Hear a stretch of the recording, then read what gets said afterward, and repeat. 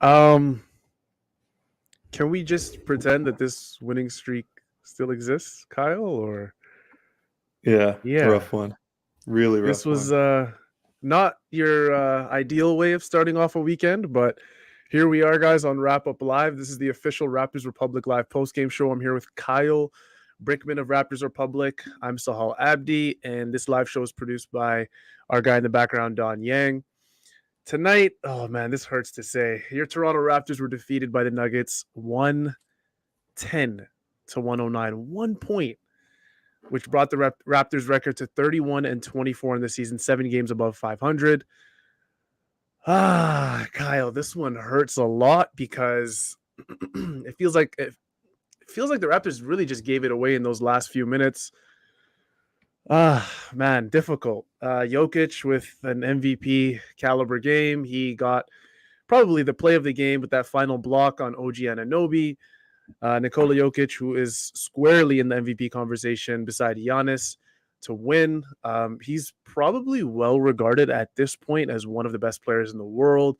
He finished this game 10 for 16, 28 points. By the way, 18 of those 28 points came in the first 10 minutes of the game.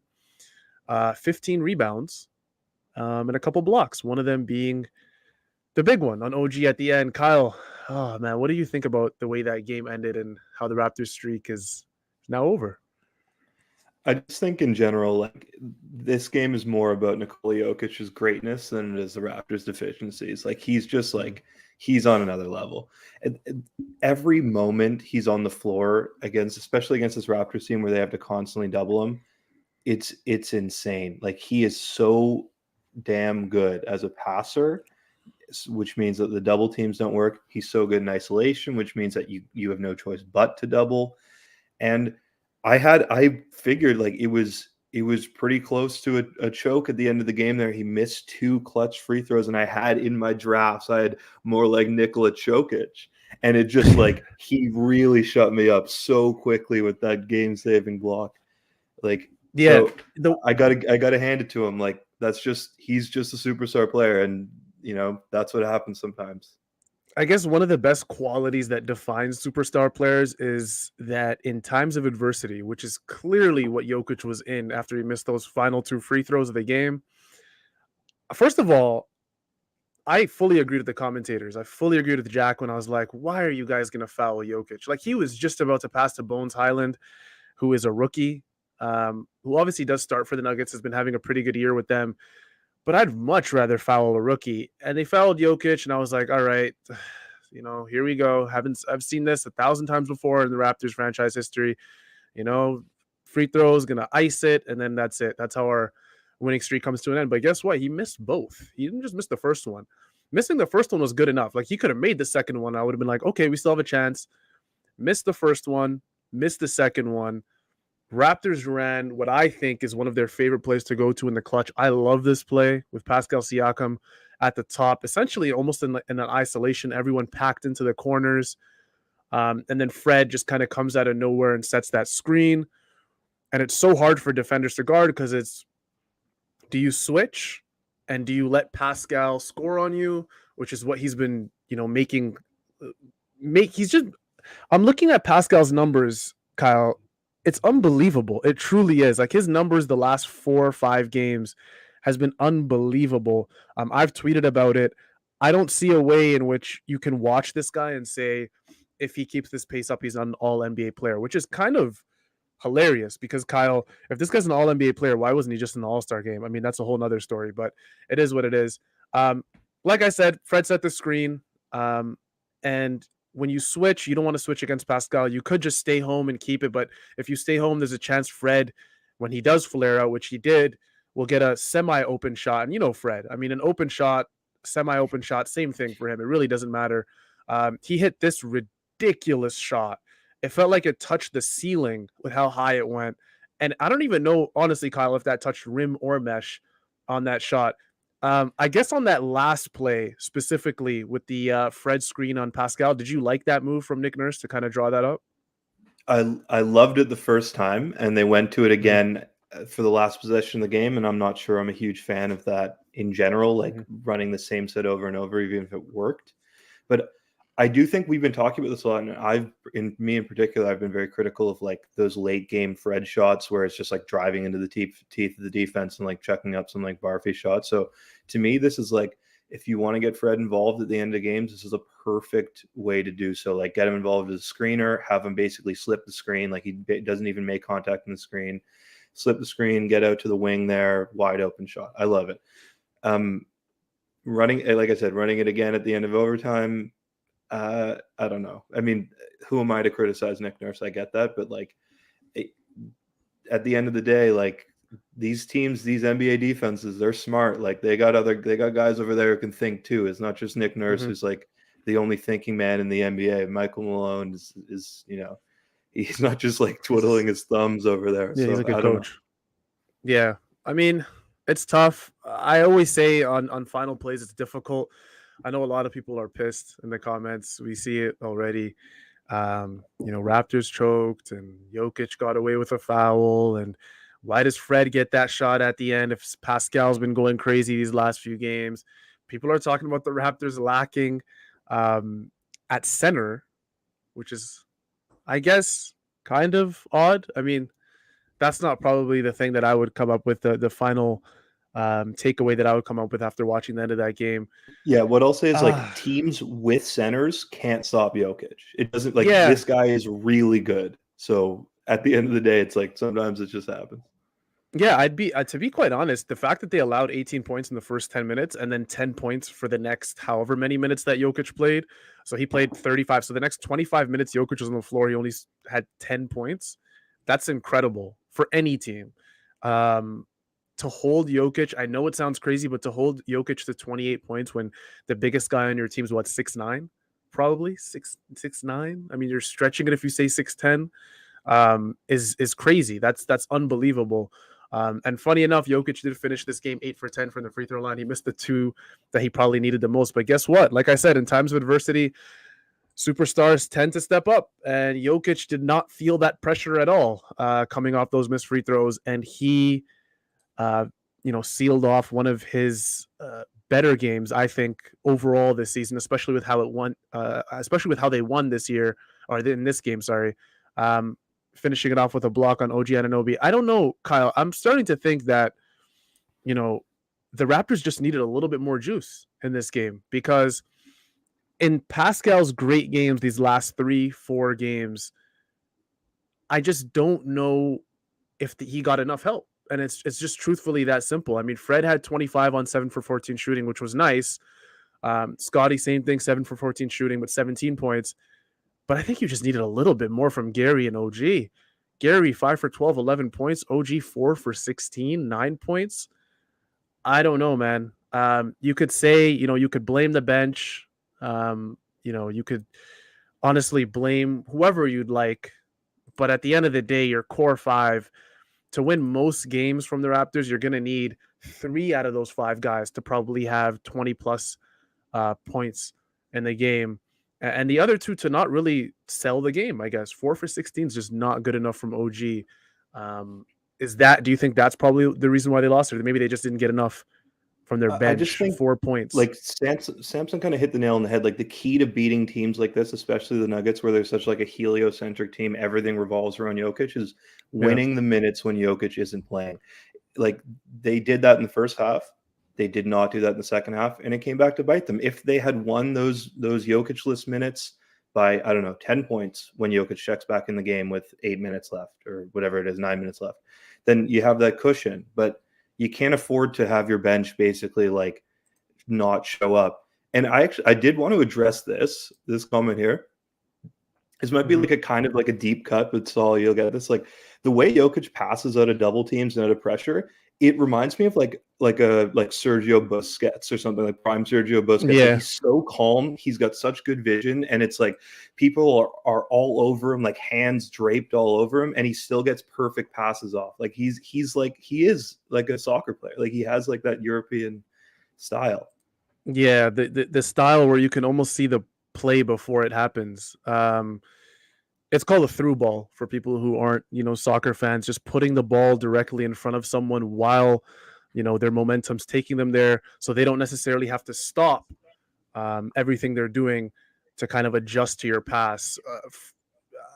I'm starting, I watched Jokic, and this is a game that I was looking forward to all week because I said, you know what? If you remember, Kyle, like 4, 5, 6 games ago, I thought the Raptors were going to win the majority of these games. You did as well. Oren did as well. Aiden did as well. And I now didn't say the looking at this majority. I game, said all. I went oh, you farther said than the all, yeah. majority. I said every Why did I game. feel like Oren said all? Okay, yeah. Okay, no, it was you. I looked at this game, Kyle, and I was like, you know what? I don't know, man. I don't know, because the Nuggets going up against an MVP candidate, and then who has very good players around him. Like Aaron Gordon's not a slouch. Bones Highland didn't shoot well in the beginning of the game, but he hit probably one of the most important threes in the game for the Nuggets at the end there. Will Barton, huge mid-range jump shot, kind of falling away, contested shot.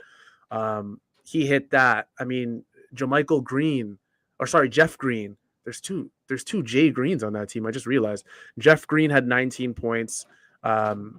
They had pretty good bench play, Bryn 7, Austin 4, Campazzo 6, DeMarcus 4. And DeMarcus was a force, by the way, when he was in this game. 4 points, 5 rebounds, 2 assists, a block in just 13 minutes. I and then think JaMychal, the underrated part about Cousins is that he has a lot of overlapping skills with Jokic, so you can run a similar style offense when Jokic sits. I actually really like Cousins. Yeah. Like he's got, like, when he was at his peak, I guess, like early to mid 2010s, he was like playing a similar role to Jokic. Like he was up on offense as a big. No, he's quite literally the Dollarama Jokic at this point in his career. Like he's a very, very, very good passer. You had to make it demeaning. You had to make it bad. You had to make it slanderous. I mean, to be fair, calling someone the Dollarama Jokic is like almost like calling them a good basketball player. That's how good Jokic is. But that's what he is to me. I mean, he's a great passer for his size, very stocky build. Yes, he has slow feet, but the thing with both Jokic and Cousins is a lot of people think that you can just take advantage of their slow feet defensively. But you were talking about this before you even went live. Jokic fits really well defensively for that team. Like they run a lot of drop coverage. He stays vertical a lot. He contests shots really, really well. He is probably the best defensive rebounder in the league, one of the best offensive rebounders in the league. I think Cousins is almost the perfect big. He's the perfect 5 to just replace Jokic in little spurts. And he proved it in this game. And then Jokic, obviously, you see from a tweet from Worldwide Wob, Rob Perez, who follows like 600 billion people on Twitter. He can't get a follow back from him. What's going on? Oh no, you will. 600K. Where's my follow? You will back? eventually. Like you will, Kyle. You know why? Because he followed me when I was at like 200 followers, like years and years and years ago. So I was like, I don't know what bot he's using or whatever it is, but I mean, he probably follows half the people in the comment section right now. So, but he had the final play of the game, Jokic. But I think the difference with this game between the Raptors and the Nuggets, Kyle, is the fact that Jokic needed the guys around him to step up. Bones Highland, big 3. Will Barton, huge mid-range shot. Aaron Gordon played very solid defense at the end there. Jeff Green hit a big 3. These guys all stepped up. DeMarcus Cousins, right before he went out, had a very, very good stint. Campazzo hit a big 3. Bryn Forbes hit some big shots. Like these guys all played really well around Jokic, and Jokic needed that. Like I said, 10 points in his last 25 minutes of play. And for me, that's huge. That's huge because if I were to tell someone, hey, Jokic got 18 points in the first quarter and had 10 points in the next 3 quarters, you'd be like, okay, well, Denver lost that game. Nope, they didn't, because 48-year-old dinosaur Jeff Green had 19 points on 6 for 10 shooting, 5 rebounds and 5 assists, and a bunch of other guys scored for them. So this is big. This is big for a Nuggets team who beat a very good Raptors team. Remember, Kyle, Nuggets don't have Jamal Murray, right? Probably their second best player on the team. And they don't Aaron have Gordon Porter was Jr. either. And that's exactly what I was going to say. They don't have MPJ, and it's like, this is big. And I don't know if you can just, I know a lot of people are just very sad and dejected right now, and they're just throwing blame and like it's tomatoes on the walls. I'm reading the comments right now. Oh, it's Fred VanVleet's fault. Why did Pascal give it up? Like people are going nuts. Why don't we get a center? Everybody calm down. This was a very good Nuggets team. Yes, they were missing 2 key guys, but at the end of the day, this was an uncharacteristic game from OG Anunoby, who very, very, very rarely shoots 4 for 16 in games or anything around that percentage. Gary Trent Jr. had one of his cold games, which is bound to happen. He can't score 30 and 40 every single night. Yeah, that was about it. I don't get the feeling that, the Raptors were robbed or anything like that. I thought some calls didn't go the Nuggets way, just like they didn't go the Raptors way. To be really honest with you, Kyle, and I've been talking for a while, but Jokic is the type of guy who could have got a call at any point in the paint on these offensive rebounds, and a lot of times he wasn't.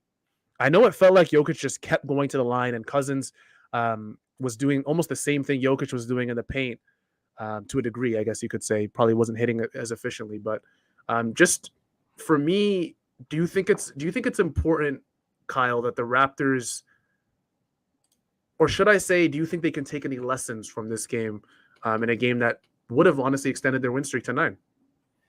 Like, maybe it's hard to say. It's just a cold shooting night, right? So like, I guess the lesson is like shoot better.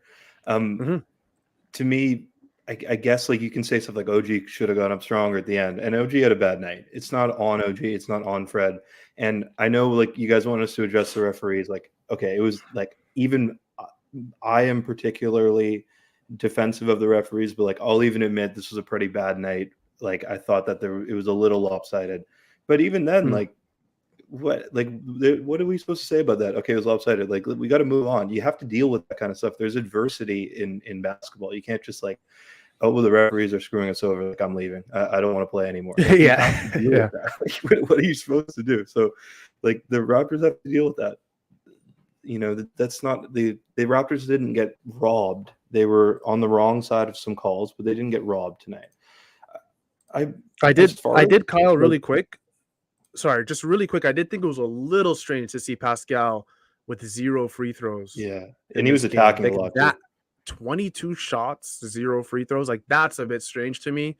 Obviously, OG with 16 attempted shots, only 5 of them being 3, so 11 of them inside the 3-point line. He had 0 free throws, so again, that's a little strange. But at the end of the day, I don't think you can watch this entire game and go, okay, we lost because of the referees. 1-point game. I mean, if the Jokic foul was like him dropping a Shawn Michaels like elbow on the top of OG's head as he's blocking the shot, sure. I mean, sure. I guess you could say the referee stole one from the Raptors, but I don't know. I just don't think you can watch this entire game, Kyle, and go, you know what? I think it was the referees. I'm not there. The other thing is like, you wanted to go to the line more. They're shooting 11 for 17 for the line. Like they were missing free throws. So what's the like? It's not like that was a huge help to them anyway. Like they couldn't hit free throws. It was an off shooting night. That kind of stuff happens. Like I don't know if you guys are really angry about the refs. Like let's be honest. They weren't hitting free throws anyway. So what? Like how's that going to help anyone out? They're shooting 60% from the free throw line. Like what's gonna happen? I see a lot of comments like this there, and this is like a particularly unhinged one, I will say, but like there isn't a center like Jokic. There aren't guys like that around. They don't hang out. Like can't pick one of those guys up like from the bar and get them to like play the same night. Like these guys don't exist. They're not in the G League. They're not in the buyout market. Like Moses Brown is promising, but there are like 5 guys in the league who can guard Jokic. Like even Rudy Gobert, who is the defensive player of the year, the best defensive big of our generation, he gets cooked. Mm-hmm. He gets like cooked on a platter by Nikola Jokic. Mm-hmm. Like there aren't guys around that can guard Jokic. This is just a problem. It just happens. Yeah, I mean, if this was a game where Jokic drops 52 points on insane efficiency, then I guess I'd lean a little bit towards, okay, maybe this isn't sustainable for the Raptors. But we've said from the beginning of the year, Kyle, when you face the Nuggets and you face Jokic and you go up against the 76ers and you see Embiid, like there's not many teams that have these type of mammoth centers that will just dominate you down low. Like I said, 28 points when your tallest guy is 6'9" on the court is pretty damn good. And I know people will go, well, that wasn't the extent of Jokic's impact. Well, it never is. I mean, it quite literally never is. Jokic, if someone approached me tonight and said Jokic is the best player in the world, I wouldn't really argue with them. Same thing with Giannis. Same thing with some other players in the league. You can't at this point because he looks well on his way to possibly getting his second MVP trophy in as many years. So I don't know. I'm not of the idea that the Raptors need a center because of this. I think the need for the center has been there before this game even started. But I mean, trade deadline's over. We're not going to beat a dead horse or anything and tell you that the Raptors need to do this at the deadline or they need to pick up this guy or this position. I mean, it is what it is. The Raptors are rolling with what they have. You guys know that they traded for Thaddeus Young, who didn't play in this game. I believe he will be playing in the next game. I don't know, Kyle, if his situation was that he was healthy and he just got a DNP. That's what I thought it was initially. He just got off the plane. He's probably jet lagged. He's probably just whatever. It's 1 hour time difference, but he's probably just tired from the flight. I don't know. I wouldn't expect him to come in right away, especially because he's not whatever. We can talk about whether or not we agree with the addition, but you can bring a shooter off the bench in the first game and just plop him down the corner and say hang out, shoot threes when you get past the ball. But Thad Young isn't that type of guy. He's like a field player. He's he's sort of a playmaker. He needs to have chemistry with his teammates. You can't just have him show up and play. He's not PJ Tucker. I know someone mentioned on Twitter PJ Tucker played in his first game with the Raptors. PJ Tucker doesn't do anything on offense. He gets the coach Nick Nurse comes and brings a hammer nail and nails his feet to the corner on every to the corner. Yeah, I was gonna say he's literally just told to sit in the corner and not move from there. I don't even know if PJ has the ability to cut to the hoop anymore. I think he's just quite literally nailed into the corner and told to sit there and hopes that he could get an open shot. Yeah, Isaac makes a good point here. He says Thad hasn't played since February 3rd. So as far as I know, the situation is that he's healthy. It's just like Kyle said, it could be one of those things where, he just got off the plane. He had a press conference today as well, where he answered some questions about the Raptors. I felt like one of the funniest parts of the pregame today was when OG, I'm going to paraphrase here because I'm not exactly sure what he said word for word, but when OG was asked about the Thaddeus Young Dragic trade and if Thaddeus would bring a veteran presence to the locker room, and OG being OG obviously responds with, well, Dragic brought that too. And Raptors fans all over Raptors Twitter are going to overreact and go crazy about the tweet and say, oh my gosh, OG doesn't like Thad Young. Oh my goodness, it's really happening. No, guys, everybody relax. So here's the tweet from Nikki Reyes. She says, when I spoke to OG Anunoby about the veteran leadership Thad Young will bring to the Raptors, he interrupted me and said that Goran brought that too. Pretty telling for a guy that wasn't here very long. I don't know. I love the pregame. I love OG's personality. It's hilarious. I think I was reading this. I think there's a good chance that this was straight up a joke from OG that was missing. Yeah. He could have been I think there's a good chance that OG was just messing with them. I do want to bring up this though, and I'm only bringing this up because K2S Garnett brought it up. I know I have a certain infatuation with Kem Birch, but I did think that he gave them their best chance against Jokic tonight. You need someone who's going to at least you don't have to double as quickly. It seemed with Scotty or the few times Boucher was on him, it was one or two dribbles and Jokic was a foot away from the hoop. And at that point, the double was either too late or had to come so aggressively. Instead of a shade, it had to be a full-blown attack, and the defense broke down too much. I thought Kem kind of stood up pretty tall. He's strong. He provided a little more resistance.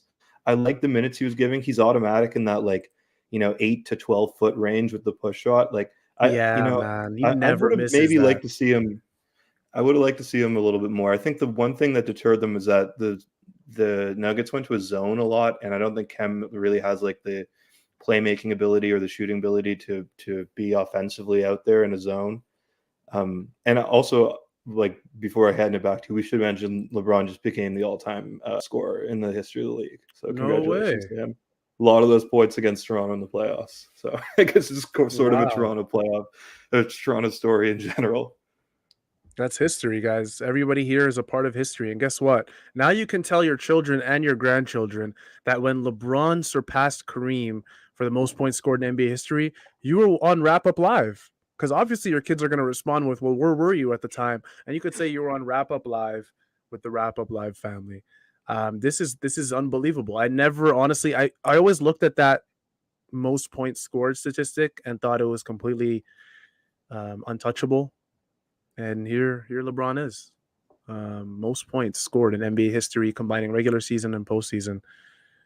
And yeah, he can still fly. I don't know. LeBron is he's like a lab experiment. I don't know what he is. I still don't have an answer for LeBron. I've been watching him since the beginning of his career. I'm sure a lot of people watching this live stream have been watching him since the beginning of his career. Yeah, I just, no words. I haven't seen, there's Tom Brady and there's LeBron when it comes to longevity. I just don't get it when I watch those two. I really don't. And that's hard for me to say as a New York Jets fan. By the way. All right, getting back to the game. Jokic, for me, we talked about Jokic enough. We talked about Pascal Siakam quite a bit. Let's talk a little bit. I know we did mention the bench really quickly, Kyle. But with this bench, getting 12 points from Chris Boucher, Precious Achiuwa, Kem Birch, and Delano Banton combined. 12 points is not great. And to be fair to them a little bit, Kyle, they shot, how many shots? 5, 8, 10 shots in total compared to the starters. I'm not doing the math, but you guys can if you'd like. But the starters shot the vast, vast majority of shots. And of course, that's normally how it goes. But I mean, the discrepancy here was insane. 29 points off the bench for the Denver Nuggets, 12 from the Raptors. I don't know, Kyle. I feel like as we approach the playoffs, game by game by game by game, we're going to need something from the bench. And I genuinely don't know who it's going to come from, especially from those four guys that the Raptors love to rely on. I guess the hope is now that Thaddeus Young can just come off the bench and help out, right? Yeah, definitely. By the way, Don, if you want to I just start a comment if you want to bring up this tweet, because if this is real, I'm not going to expose myself. I'm not going to dive in head first on something that's potentially fake. But if this is real, we have to talk about it. That Fred VanVleet quote. The thing is, it's too simplistic maybe to just look at like the total number of points the bench scores and say like that's not enough, because it's always in comparison to like the starters are always out there. They're the ones shooting the ball. Like every bench player just playing like a supplementary role to the starters. But I'm with you in that the bench gave almost nothing tonight, and they lost those Jokic-less minutes. This is like, I don't know, maybe OG was being serious or not. It's difficult to interpret OG's statement. This is like a FU to Jokic. And Fred's not the type of guy to like really like get at someone else like that. He's a very respectful, calm guy. But this, to me, this is like the most intense Fred quote I think I've ever seen. Like, this is a fuck you, Goran Dragic. Like, especially when the other guy was sitting at home. Yeah, that's the tweet. Wow.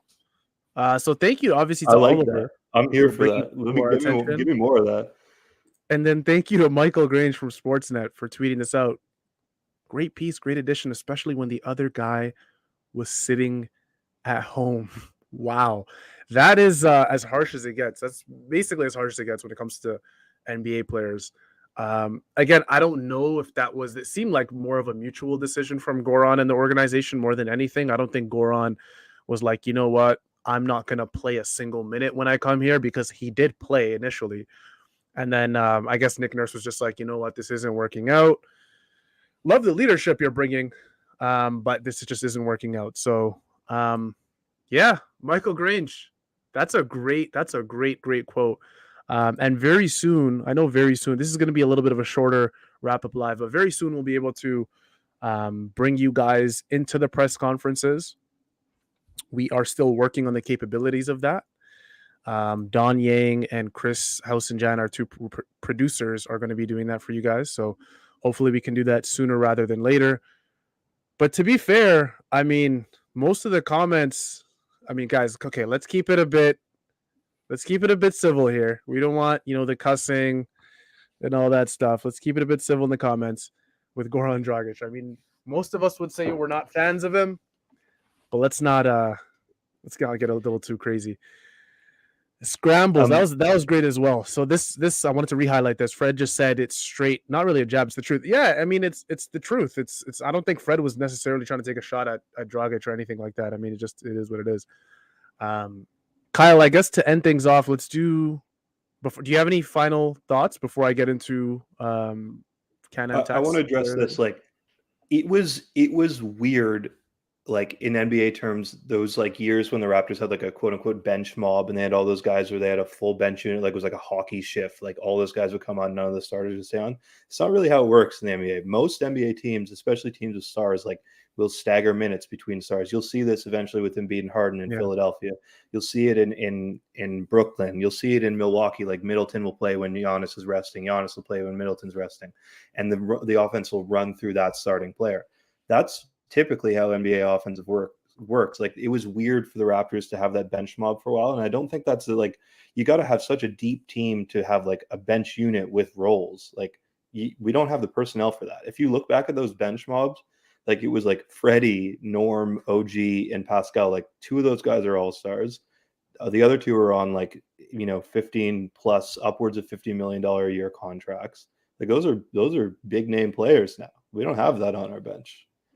Yeah, we don't. It's unfortunate, but I mean, it is what it is. A lot, like you said, a lot of our salary cap's tied to our starters, probably more than most teams.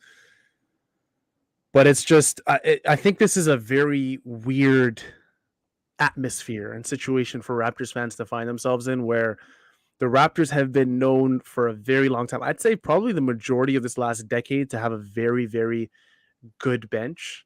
And here we are, in 2022. And the Raptors have consistently trotted out, I think personally, one of the worst benches in the league.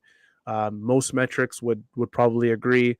It is what it is. I mean, at this point, the Raptors have to roll with what they have. You just hope that guys like Delano Banton can continue developing. Precious Achiuwa continue developing. Chris Boucher kind of find his stride again. Even though, to be fair, Chris Boucher was a +10. So I want to quickly shout him out. Only 4 points, but if you're a +10, you must be doing something right on the court, right? So +10 in 16 minutes. And then Kem Birch, you obviously want a little bit more from him. I think 4 points isn't it. 4 points. Did have 4 assists, though. That's big for Kem Birch. Wow. Quickly into the Can-Am tax player of the game. And Kyle, do you think it's one of those situations where we give it to the opposing player, or should we roll with the guy who's been as hot as ever? No, we got to get the opposing players for like a really sad night. I'm fine with losing to a good team with a great player. Like I'm fine with giving it to Pascal.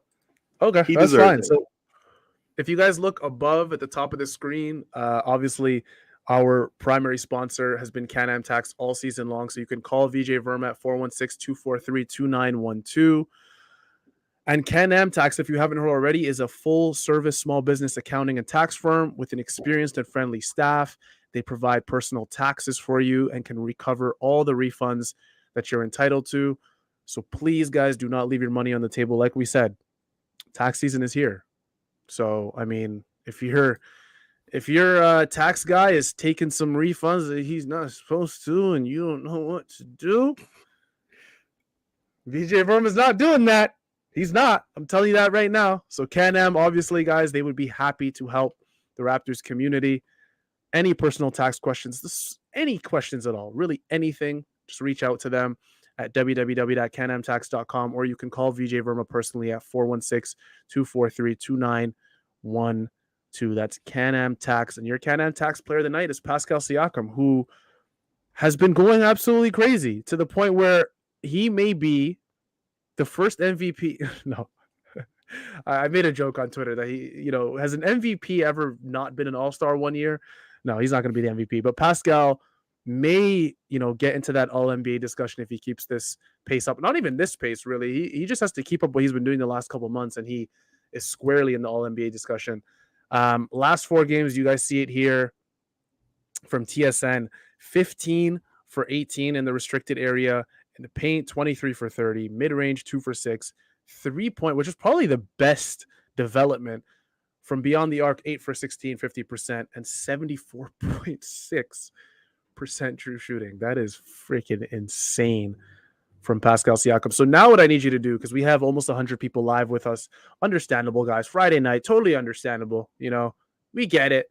You know, some people just want to maybe go to bed after this and just want to sleep off the pain. Totally understandable. But guess what? All 85 of you, roughly, you know that one Pascal Siakam friend you guys had that has been getting on him the last couple of years, got on him on the bubble, all that stuff, and you constantly found yourself defending him. Ring him up. Ring him up after this live show. And just, you don't even have to say anything. Just be completely silent. Totally silent. And then ring him again and tell him Pascal Siakam's stat line. I think, guys, I don't know if it's time to wrap it up. I want to get into a few more questions if you guys can before we wrap it up. We wanted to make this a little bit of a shorter one, but maybe a couple more questions from you guys, some comments, some funny things that you guys came up with. Don here is bringing up the schedule for us. That looks pretty easy to me, Kyle. That's looking like 4-0. That's looking a lot like 4-0. You got the Pelicans. You've got the Minnesota Timberwolves. And remember, these aren't the Minnesota Timberwolves of old, where it's just, we would step on them every single game of every single year. You got the Charlotte Hornets. And then you got the Atlanta Hawks. But to me, to be quite honest, that's looking like 4-0 at worst. 3-1, the way the Raptors have been looking the last couple of weeks. Yeah, Don, I'm optimistic. You're damn right I am. And it sucks, honestly, that we're talking about this after a loss, but I mean, it is what it is. Mauricio here, really quick, questions. Says, buyout market. Haven't really gotten into that a lot. Center, point guard, bench scoring. What's the priority? And do the Raptors have the means of actually, accessing the buyout market? I don't know. Yeah, I guess Moses Brown, but like they have an open roster spot because they waived Eubanks. I guess Moses Brown, but I just don't see anyone who's like the really big pieces. Well, first of all, one of the big pieces is Goran Dragic, which for some reason I think the Raptors don't really have a great shot at.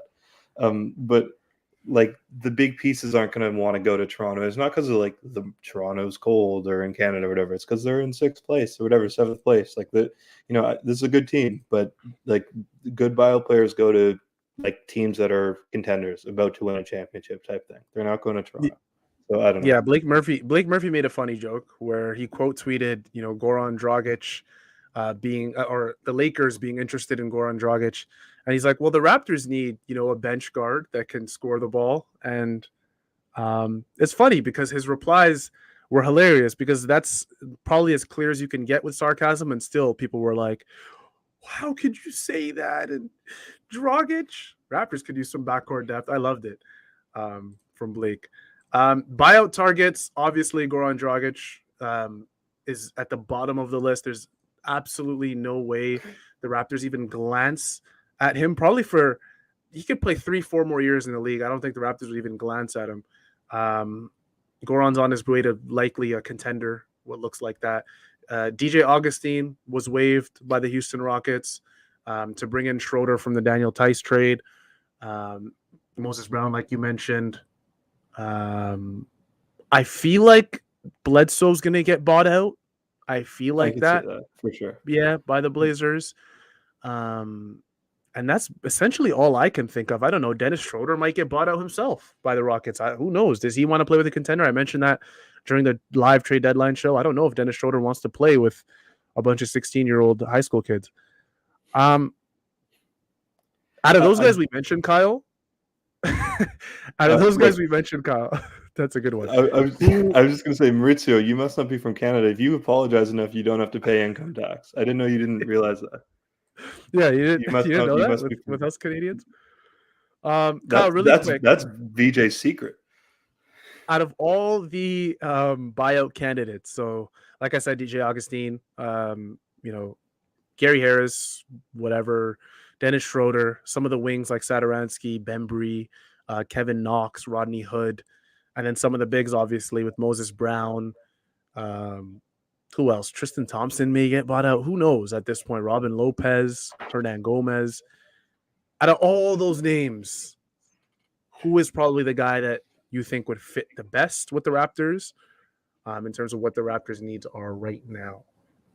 I say give me Rodney Hood. He's a shooter, and he's familiar with the organization. He might not be familiar with Toronto, but he's familiar with the organization. I get you're making a face, but he does have like a pedigree as at least a better shooter than any of those guys. And like, if Moses Brown is off the table, give me Rodney Hood. I'm bringing up his b-ball ref right now. I got to know his career You better. 3-point percentage. I know it's better. It's certainly better than like what's Svi shooting this year. I'm not a No, fan keep of Tristan Rodney, Thompson away man. from my team. That's scary to me. And keep Terrence Davis even farther away from my team. Yeah, Tristan Thompson please. is one thing, but keep Terrence Davis. Like put him Nah. in jail, honestly. Yeah, we're not. Yeah, I'm not a Terrence Davis fan. On the court, honestly, and off. But what I will say is, I'm a fan. I'm not a fan of Rodney Hood, so I'm going to disagree with you a little bit there. I just don't like his movement defensively. He's very stagnant to me. I don't know. His Achilles tear just really ruined him. Like he looked like a guy that could have been a 6-man of the year candidate at one point, and then he just kind of tailspinned with those injuries. I don't know, man. I'm a fan of possibly Satoransky, possibly bringing back a reunion with DeAndre Bembry. Is I like Satoransky a some of free them. agent right now? He's not. So some of the guys right now have just been rumored to be bought out. Give me Satoransky. I'm 100% with you with Satoransky. That guy is very talented.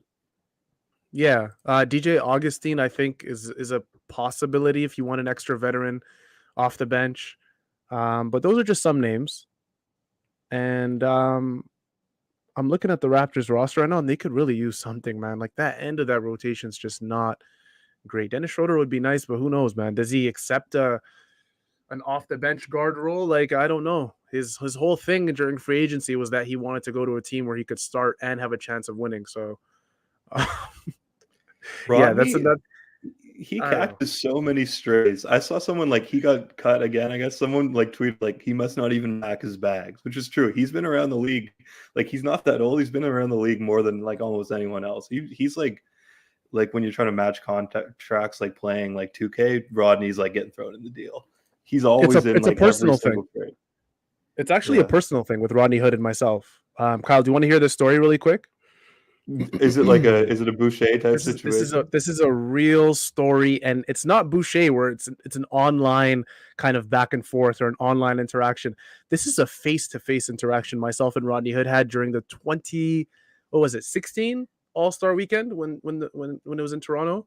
It was at the Enercare Center, and they had a bunch of NBA players there. I forgot why Rodney was there. Maybe he was like a sophomore at the time or something like that, or in the 3-point contest. I think he was in the Rising Stars game, but Rodney was there, and I've said multiple times I'm a Duke Blue Devils fan, so I was like, you know what? Let me see what Rodney's, how he is. And at this time, I was in university, and so I'm trying to give you guys the best setting possible, the most context possible. I approach Rodney Hood, and guys, I'm wearing a Duke Blue Devils hoodie. And I approach Rodney, and after obviously, how are you, Rodney? Good, blah blah. I thought he was gonna have a full conversation because of the Duke hoodie I was wearing. And then he's like, "Yo, I'm really sorry right now. Like, I can't. I'm really busy." And in my mind, I was like, "You're literally walking around. Like, I'd understand if you were doing like a press conference or whatever it is, or doing a autograph signing. He was just walking around." And I asked him, like, Rodney, could you really? Because he was holding a Sharpie, and I asked him, Rodney, could you quickly sign my Duke Blue Devils hoodie? And he looked at me and he goes, "Bro, I just told you I'm busy." And I'm like, you're literally holding a Sharpie, and I'm wearing your college. I was about to cuss. I'm wearing your college's. So, a little walk of shame for me, but I was just like, that was pretty asshole-like, especially because as I was walking away, I turned back and he was signing things for people, like people that were walking by. So you think it was like a personal issue? I was like, no, change that around. That's like Rodney Hood dislikes Sahal. Like it has nothing to do with it. I was like, okay, whatever. It is what it is. So from that point forward, Rodney Hood has not been in my good books. And yeah, that was a story that I don't think I've ever told that on Wrap Up Live, but no, there we go. That was basically it. I hope he comes on the team. You guys get to like squash this beef. I think that's a good place to end it. Let's hope for Rodney Hood. He's a 36% career 3-point shooter. No way. And let's hope he comes back to Toronto and like you get a second chance. Yeah, I was hoping when he first got traded to Toronto, I was hoping, maybe this guy's a good player. Maybe he's going to change my feelings towards him. And then I was like, you know what? Let's keep it civil, guys. Let's keep it civil. John Doe, let's keep it civil. I mean, I agree with you, John Doe. I won't necessarily highlight your comment, but let's keep it civil. Thank you to Maxwell Tomlinson for the super chat of $5. He says, thanks for the last week of trade deadline shows and post-game wrap-ups. Your commitment benefits the fan base. No question, just comment. Thank you so much, Maxwell. We really appreciate that. He shares the same last name as one of my favorite running backs in NFL history, LaDainian Tomlinson. But yeah, thank you, Maxwell. We don't get a lot of super chats. So we really, really do appreciate, guys, the support, whether it means a comment, financial support, whatever you guys can do. We really appreciate just joining us. You really don't even have to comment, just joining us and being live with us. We appreciate that. Kyle, we've been live for 45 minutes. We said this was going to be a short one, and a short one for us is usually like 30 minutes. So I think it's time we wrap it up. I don't want to go too deep into people's Friday nights. It's 10:40. What time is it? Or Saturday nights. Why do I keep saying Friday night? Saturday nights, it's 10:42 p.m. Eastern time. So we'll give you guys the rest of your Saturday night to enjoy. And just remember, guys, from this point forward, the Wrap Up Live family, we do not like Rodney Hood from this point forward after I told you that story, okay? Let's just keep that. Let's all stay on the same wavelength. We are Rodney Hood. We are not Rodney Hood fans. That is going to wrap it up. I feel like that's the most I've ever spoken on Wrap Up Live. Kyle, I'm sorry if I was just talking way too much. No, that was a good. I'm happy. Like you should have. I can't believe you did an entire year of Wrap Up Live with Rodney Hood on the team and didn't decide to tell that story, right? Yeah, man. I told it to you, lucky 100 or so people. So yeah, Rodney Hood slander is officially allowed in the comment section, guys. That is officially allowed. That is a statement from Sahal himself. But that's going to be it for us tonight, guys. Before you guys leave us, don't forget to like the stream. You guys have been liking the stream like crazy, which we totally appreciate these last few shows. Like we said, we've been super busy on Wrap Up Live. Kyle, Oren, and Aiden were all on a preview show that they did a few days prior. We all did the trade deadline live show. We did a trade deadline preview show last week. Holy shit, we've been super busy. And then obviously the post games as well. So we really appreciate you guys liking the stream, commenting, all the support. We really like it. This was it. This was the Wrap Up Live, your Raptors Republic post-game live show where your Toronto Raptors were defeated, unfortunately, by the Denver Nuggets 110-109, bringing the record to 31-24 on the year. The live show was produced by none other than our man, Don Yang, so thank you to Don. And that was it for myself, Sahal Abdi. That was it for Kyle Brickman. That was it for Don Yang. We'll see you guys all. When's the next game? Pelicans. Is that Monday night, Don? I believe that's Monday night. Yeah. Monday night. We'll see you guys all Monday night. Stay safe. Take care. Kiss your mothers. And yeah, that's about it. Take care.